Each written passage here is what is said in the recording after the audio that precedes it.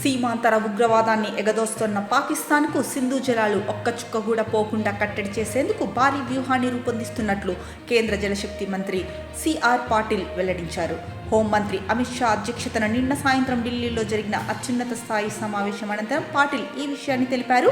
పాకిస్తాన్ పట్ల వ్యవహరించాల్సిన తీరుపై ప్రధాని మోడీ అనేక ఆదేశాలు ఇచ్చారు. సింధు జలాల ఒప్పందం నిలిపివేత నిర్ణయాన్ని పకడ్బందీగా అమలు చేయడంలో భాగంగానే సమావేశం నిర్వహించాం. హోంమంత్రి అమిత్ షా అనేక సూచనలు చేశారని పాటిల్ తెలిపారు. సీనియర్ మంత్రులతో పాటు పలు ఉన్నతాధికారులు ఈ భేటీకి హాజరయ్యారు. ఇక సింధు జలాల ఒప్పందం అమలును నిలిపివేస్తూ తీసుకున్న నిర్ణయాన్ని పాకిస్తాన్కు కేంద్ర ప్రభుత్వం అధికారికంగా తెలియజేసింది. జలశక్తి శాఖ కార్యదర్శి దేబశ్రీ ముఖర్జీ నిన్న పాక్ అధికారి సయీద్ అలీ ముర్తాజాకు ఈ మేరకు లేఖ పంపారు. ఏ ఒప్పందాన్నైనా నిజాయితీగా గౌరవించడం ప్రాథమిక బాధ్యత. కానీ జమ్మూ కాశ్మీర్ను లక్ష్యంగా చేసుకుని పాకిస్తాన్ సీమాంతర ఉగ్రవాదాన్ని కొనసాగిస్తోంది. ఈ భద్రతాపరమైన అనిశ్చితులు మా హక్కులను ప్రత్యక్షంగా ప్రభావితం చేస్తున్నాయి. అందుకే సింధు జలాల ఒప్పందాన్ని తక్షణమే నిలిపివేస్తున్నామని భారత్ లేఖలో తెలిపింది.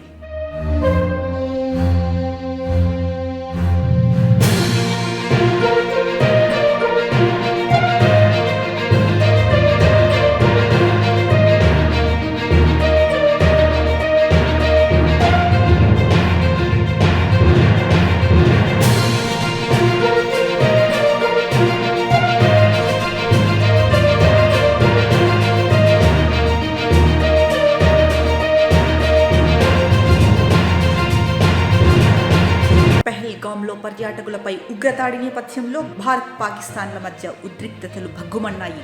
ఈ క్రమంలోనే పాకిస్తాన్తో చేసుకున్న సింధు జలాల ఒప్పందం అమలును నిలిపివేయాలని కేంద్ర ప్రభుత్వం నిర్ణయించింది. దీనిపై పాక్ నేతలు స్పందిస్తూ భారత్పై అనుచిత వ్యాఖ్యలు చేశారు. తాజాగా పాక్ మాజీ విదేశాంగ మంత్రి, Pak People's Party chief Bilawal Bhutto Zardari నోరు పారేసుకున్నారు. సింధు నదిలో నీరు పారకపోతే రక్తం పారుతుందంటూ రెచ్చగొట్టే వ్యాఖ్యలు చేశారు.